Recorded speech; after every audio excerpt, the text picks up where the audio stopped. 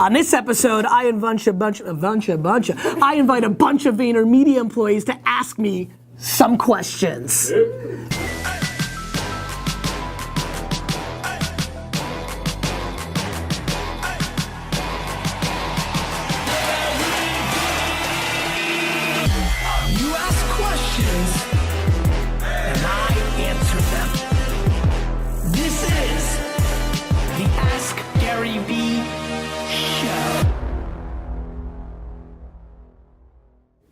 This is Gary Vaynerchuk, and this is episode 116 of the Ask Gary V Show. We are now back in a VaynerMedia conference room. We decided to do a VaynerMedia episode. When was the last episode that we did this on? Anybody know the number? 69? Very good job. Stefan wins the battle. Where were you on that, India? Sorry. Were you even around for episode 69 yet? I was. I think that was one of my first ones. And you didn't remember? Yeah, not a good job. Thrilled that jury duty is over. Pumped to be doing the show in front of a bunch of the VaynerMedia peeps, which is exciting for me. And so, India, let's get into the show. Good job. Good job, I'm proud of you. All right, let's do it. Who's up first? Oh, yeah, sure. You want me to? Yeah. All right, do it. You're ready. This is all, it goes straight, Zang. Black and white, right? Black and white, baby. Very good. Why don't you tell the Vayner Nation who you are, and then you get to fire away, my friend. My name is David Zhang, at the Zhang on Twitter. Nice. Don't worry, Zhang. Like, if you watch the show, it actually pops up here. It's going to get linked up. Yeah, exactly. My question for you, Gary, is 10 years from now, 10 years from now. what industry will be going through the most disruption? So what is going to be like the media industry 10 years from now? So 10 years from now, so first of all, and I like to say this a lot, I don't think I'm Nostradamus, I don't like to predict. I will tell you this, I'm gonna take your question in a different place because I don't really, I mean all of them, which is really where I'm gonna go with this. I think that Uber, Airbnb, you know, these companies that are really disrupting markets and like the hotel industry is really disrupted by Airbnb. Like the limo, like if you're in the limo business, like your shit's in trouble because of Uber, right? So these companies, I think most of the people watching, think that these are anomalies, right? We call them unicorns in the tech VC world, and I think people think they're so special. I actually think they're the preview. I think that every single company that is in existence today that is not 100% software, technology-based first, is massively vulnerable. And I think 10 years might be a little bit too early, but if you told me 20, 30 years from now, like, you know, e-com I think is much smaller than people realize. It only represents 12, 13% of all commerce transactions in the US. That means it has, 88% to go, right? So I think there's a lot of industries, I think on-demand dynamics, right? Like laundry mats I think are in deep shit because I think I'm gonna press a button, somebody's gonna do my laundry, right? Like you look at what Ship is doing and picking up people's stuff and like shipping it for it, which I think bodes poorly for the FedEx store. I think you can really kind of go on anything that hasn't been disrupted by technology, really going that route. And so I think the last 10 years, so much has happened, right? This didn't exist 10 years ago. This literally didn't exist 10 years ago. I think the next 10 years will stun people, and I think people are grossly misunderstanding the exponential growth of technology and software eating up our society and breaking the norms that we're just accustomed to. I would also throw one other thing. I think higher education, is stunningly vulnerable, and I don't think it will be disrupted in 10 years, but obviously we talked about this in a prior show. I think once the parents stop caring that their kids go to Harvard and Yale, which I think is only 1 or 2 generations again, I think education is an interesting place to look at. Nice shirt, man. Thanks. Cool, man. Let's go. Why don't you clap for Zhang? That feels more festive. That feels more festive. I like that. All right. All right, let's go. Molly. Hi. Hey, Mom. Hi, Gary. How are you? How are you? I'm Molly. Nice to meet you, Vayner Nation. What is your question, Molly? My question is, I read an article in the New York Times recently. Is that a newspaper? It is a newspaper, but my mom sent it to me on Facebook. Amazing. So, it was called No Time to Be Nice at Work. Okay. And it was all about how, like, the workplace is becoming a hostile environment now because people aren't civil to one another because of a bunch of external factors. They're focused on a bunch of other different things. Like what? So people aren't nice to each other because it pressure of day-to-day tasks. They're thinking about something else when they're in a conversation with somebody. Okay. How do you find... What was the point of the article? Like, what was it trying to say? It was trying to say that, like, there's always time to kind of, like, take a deep breath and, like, say hi, how are you? to Yep. somebody, which I think you do a really Yep. good job of. Okay. So how do you find the time to, like, focus? We're having a conversation right now. This is a great example. But, like, how do you find the time to, like, focus, be nice to people, stay in the moment, that kind of thing? How do I personally? Yes, you personally. You know, I don't think I really have any other gear. I truly believe like DNA and like the way you were brought up is real. Like I truly look around this room and there's different levels of being a nice person in this room. It's just real. It's just a real thing, right? Like for me, it's super easy. So here's what I would say. I think that one thing I like to say a lot is money and micro fame or real fame doesn't change a person, it just exposes a person. So the amount of people that like write me emails or like see me in the street and like, wow, you were, like will send a tweet after they get to take a selfie with me in the street and they're like, wow, Gary Vee's a really nice guy. Like you actually get credit for being a nice person the more exposure you get, which I think is silly, which I think is kind of just a weird kind of dynamic. So I think that falls in the same realm as your question, which is, you know, I don't think like external things in the world, like 24/7 world, like I don't think anything's really changed. Like I don't think Gertrude is nicer or meaner because it's 2013 and not 1955 anymore, right? Yeah. I really don't think that, I just think Gertrude's a bitch and like decided not to be nice just like she wouldn't have been nice 30 years ago. And so for me, I don't even know any other gear. As a matter of fact, I'm probably a little bit weird the other way, which is, you know, I'm so uncomfortable with, you know, negativity, and angst and things of that nature that I attack it in reverse. A lot of my day is taken up trying to make sure that's contained and not happening.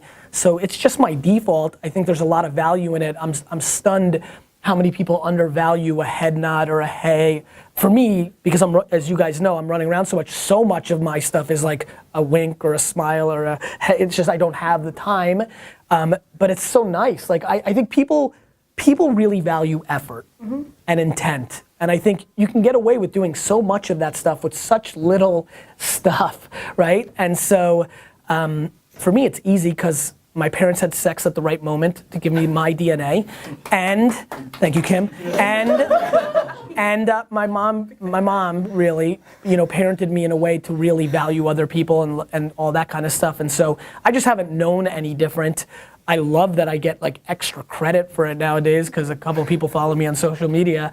But for me, there's, you know, and more importantly, and I think you know this, and I think a lot of you know this, and some of you don't know this, but it's what's more interesting to me is I believe in it so much, the level of which I'm forcing it down below me, not just leading by example, but being pretty upfront with senior leadership of how much it matters to me is, I think helps our company.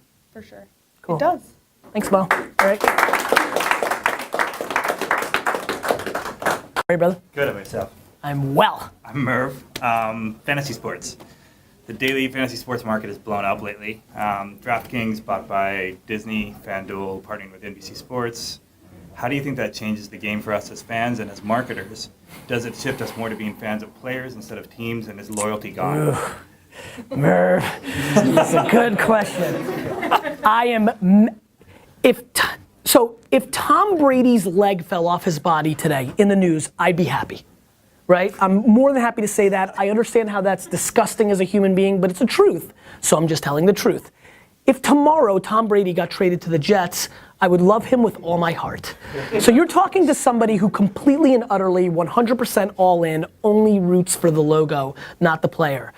Video games, sports memorabilia, and now more than ever, fantasy sports has clearly created a culture. I had a family event, unfortunately a negative family event, but Liz's 99-year-old grandmother passed away. We had a ceremony before, and Liz's cousin was there. He's young, and he's a Seahawks fan. And we're sitting in the living room, and SportsCenter comes up, and Peyton Manning comes up, and he's like, yeah, Peyton. He's like 9 or 11. Yeah, Peyton Manning, the man. I love you, Peyton Manning. And I looked at him and said, you're a Seahawks fan. Like, you played each other in the Super Bowl. He's like, yeah, but I love Peyton Manning, fantasy, 5 touchdowns. I was like, this sucks. Like, I hate, like, for me, and by the way, this whole show for 116 episodes, I say, don't be romantic, don't be romantic, don't be romantic. And that's because I think business, like it's a very deadly sin. In sports, I am outrageously romantic. It's the one place where I think I'm the worst version of myself.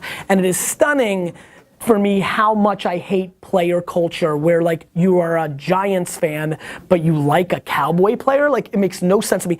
I've been in environments. One of the great things that has ever happened to me on this issue was I was at a sports bar before a Jets game, because I can never be in a bar setting for a Jets game, but before a Jets game, there was a Giants fan wearing an Eli Manning jersey, and the Giants were killing the Eagles. And a random touchdown by Deshaun Jackson happens, and the Giant fan goes, yeah! And I looked at him and said, you are a piece of shit.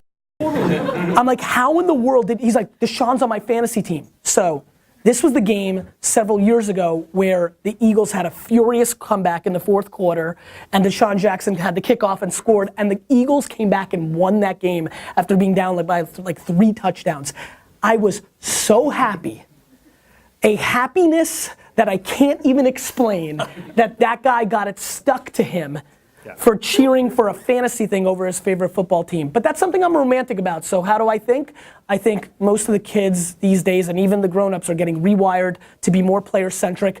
I think that's really dangerous for the leagues. You want to talk about something that could happen in 10 to 20 to 30 years?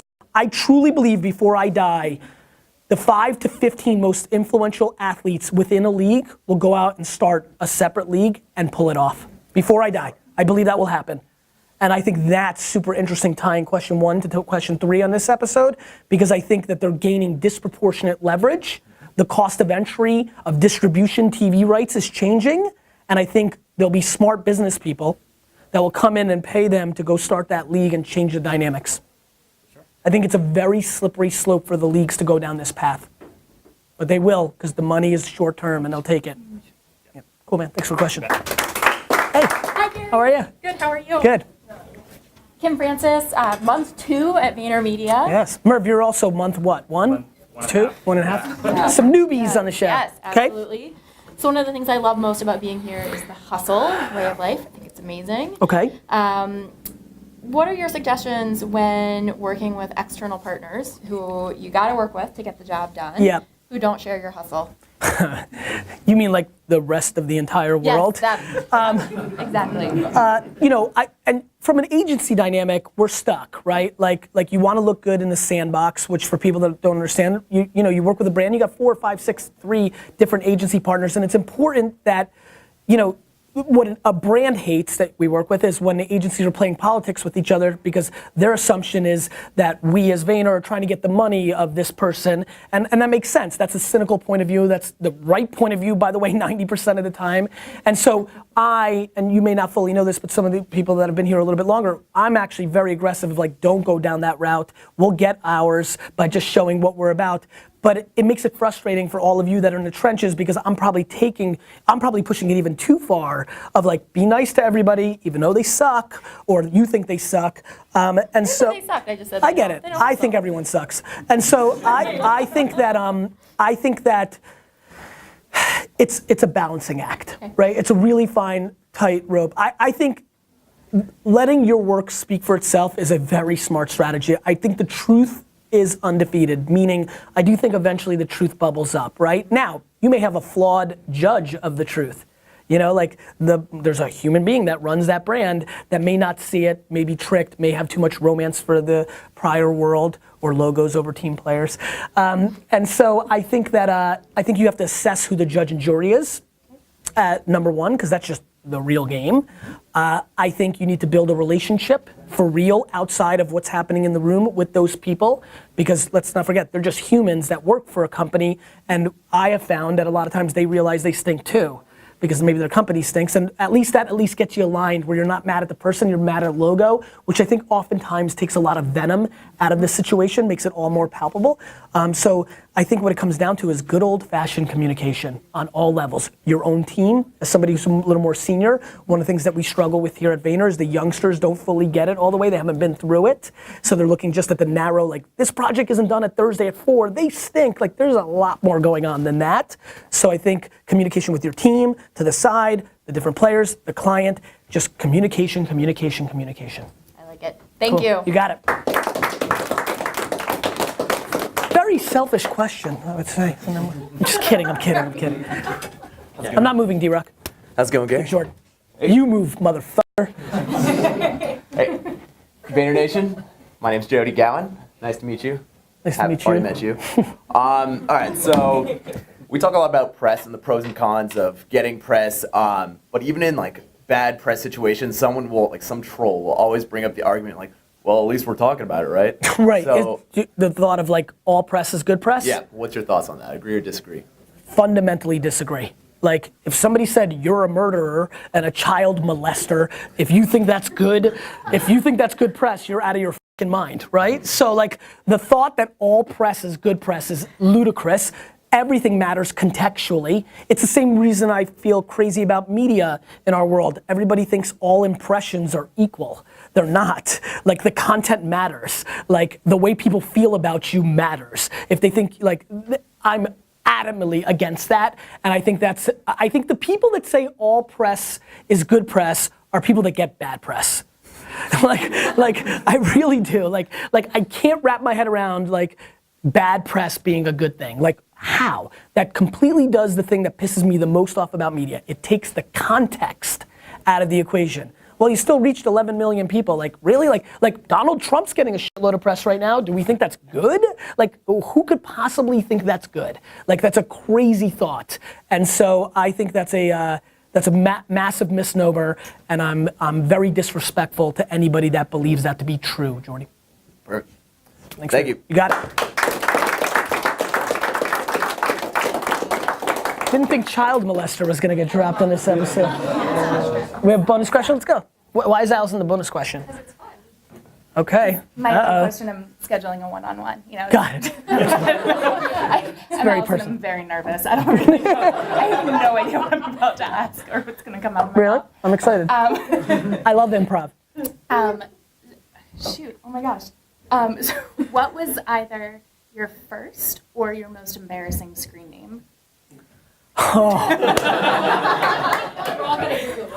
One of my AOL chat names way back in the day was G-Nuts with a Z. G-E-E-N-U-T-Z. That one is a good one. That is your answer, Allison. Not bad for all I an was improv looking for. question. Yeah, Good that's job. great. Awesome. Thanks, Gary. Let's clap that up. Is that it, India? That's it? Oh man. Appreciate the live audience. Give a little camera action for everybody. Appreciate you guys. Hope you guys all have a good 4th of July. G-Nuts is signing off for the 4th of July. Question of the day. How badly do you want to work here? You keep asking questions, I'll keep answering them. Thanks, guys.